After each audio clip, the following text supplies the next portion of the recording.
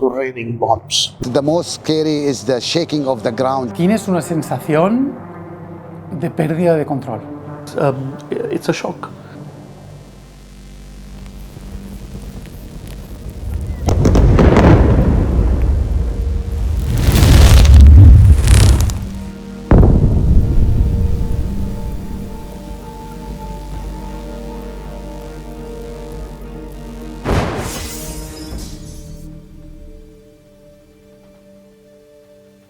Around 2 o'clock, they started bombing. When the first bomb hit the X-ray waiting area, we woke up and directly ran through the corridor to reach the basement.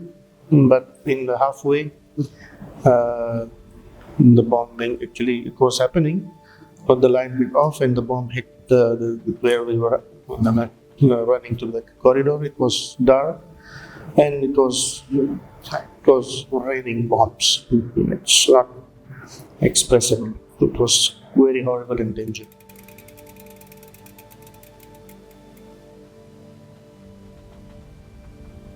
The attack on MSF's Kunduz hospital in northern Afghanistan took place on the 3rd of October in the very early hours of the morning, when US gunship sent over 211 shells onto the hospital and caused immense damage because there had been a lot of fighting between the government and opposition forces in the area in the weeks before the attack. So it was just full of patients and staff and caretakers and was just really busy at the time. 42 people lost their lives in that attack. Recuerdo, bueno, primero el shock, ¿no?, de cómo es posible que esto haya sucedido, ¿no?, y bueno, por el impacto tan terrible que tuvo. Fue el peor ataque que hemos sufrido en toda nuestra historia. Se nos acusó de que el hospital era una base talibán, de que estábamos curando al enemigo, incluso de actuar en autodefensa ante una hipotética amenaza proveniente del hospital, ¿no? Se arrasó un hospital a base de bombas y eso fue algo inaceptable, ¿no? Los ataques a la misión médica, lamentablemente, pues siempre han existido, ¿no? No es que vengamos de un momento en el que estábamos en una edad de oro, en que todo se respetaba, que la acción humanitaria se podía ejercer en seguridad, etcétera, ¿no? Ya se habían denunciado y condenado ataques previos, pero tras Kunduz sí se vio una mayor respuesta, incluyendo que varias plataformas iniciaran la recolección de datos de ataques contra la misión médica. Incluso el Consejo de Seguridad de las Naciones Unidas aprobó 7 meses después de Kunduz una resolución, la 2286, que condenaba los ataques a la misión médica y pedía su protección. It was quite something crucial for the Kunduz city to have an hospital like this. It was very necessary because this is the region where from every northern area the patients can reach and to get the medical facilities and treatments. Sometimes it was quite surprising to us because the people were coming injured. We used to have patients from too far away. And most of our patients were from the attacks, military, and several people like from the city, and they were civilian. Also, sometimes we had a lot of casualties. And the criteria was the same: equal treatment for everyone. And trauma patients, and the number of patients already getting higher and higher. So in August 2015, we had 2,867 patients that month, which was the highest number of patients ever we had in MSF. Patients were burned alive in their beds. It was a horrific attack. People lost their limbs. People were blown into pieces. It's just a really horrific and violent attack. Many more were injured as well in the attack. And the damage to the whole hospital complex was enormous. The other consequences I think that should be mentioned is the fact that MSF had to stop providing services in the hospital. So all those communities were immediately shut off from this kind of medical service, which was really impacting for them.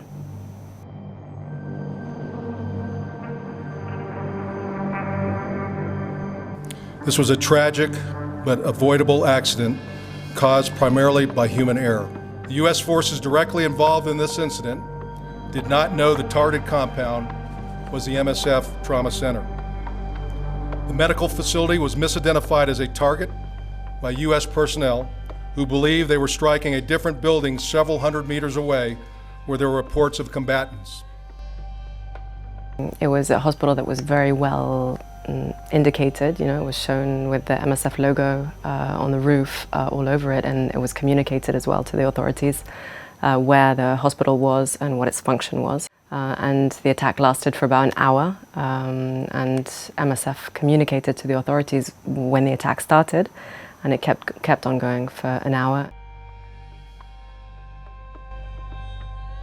En el caso de Kunduz, hubo 4 investigaciones, una interna nuestra, que siempre hacemos después de un incidente de seguridad, una que llevó a cabo los Estados Unidos, que se hizo pública pero solo parcialmente, otra que hizo el gobierno de Afganistán, que nunca se hizo pública, y una última de la OTAN, que no se hizo pública, aunque hubo un comunicado. De todas esas investigaciones, ninguna fue independiente ni externa a los actores implicados, lo cual era necesario para contar con un resultado imparcial. Por ello, y por primera vez en este caso, solicitamos una investigación a la Comisión Internacional Humanitaria de Encuesta, el único organismo establecido específicamente para investigar posibles violaciones del derecho internacional humanitario bajo las convenciones de Ginebra. Y esto pues no llegó a nada, porque ni Estados Unidos ni Afganistán, que ni siquiera son estados parte de la comisión, accedieron a que se llevara a cabo. So there are a lot of different ways that the medical mission can be attacked. We've seen hospital bombings in Syria, Ukraine, Afghanistan, Yemen, but also there's other types of attacks. So we've seen medical staff or even patients in medical facilities being threatened, they've been detained, they've been killed right there while they're receiving medical treatment. Then you can also have medical supplies and staff that can be severely restricted. They can't get access to an area to give assistance. We've been seeing that in Gaza since October 2023. Then there's other types of attacks. For example, medical vehicles and stock can be looted in a lot of different contexts where MSF works. We've seen this. And all these would constitute attacks on the medical mission.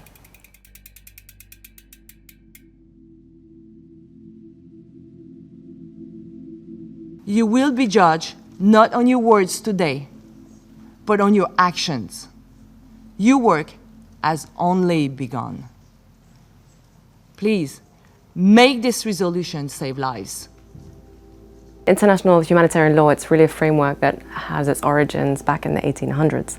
And the aim of it is to provide a minimum standard of protection and of humanity, even in the most depraved armed conflicts, to protect all of those who are not participating in the hostilities.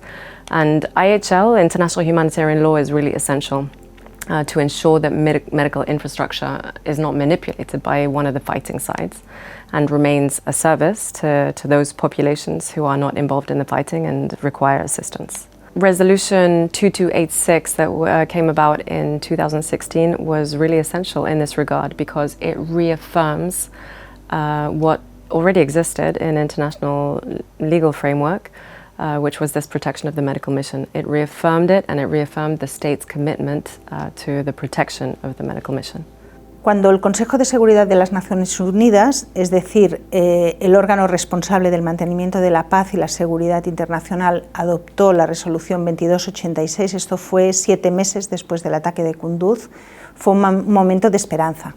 Sin embargo, 5 meses después, la resolución no había conseguido cambiar nada. Sin ir más lejos, en agosto del 2016, en el hospital de Abs, en Yemen, donde Médicos Sin Fronteras estamos trabajando, se produjo un ataque que destruyó el hospital liderado por la coalición de Arabia Saudí y murieron 19 personas, incluyendo un trabajador y, por supuesto, pacientes y acompañantes. The resolution has plainly failed to change anything on the ground.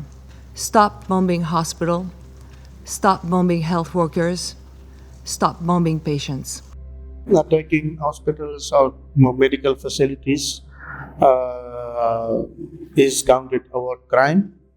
and this should not happen ever, but we see around the globe that it's happening, and this is something that should be stopped. This is not humanity. This is out of everything. It's something that does not have, there are no words to condemn it. Actually, attacking Kunduz Trauma Center, it is a wound that's not going to be healed. Like, the healing of this kind of wound is impossible.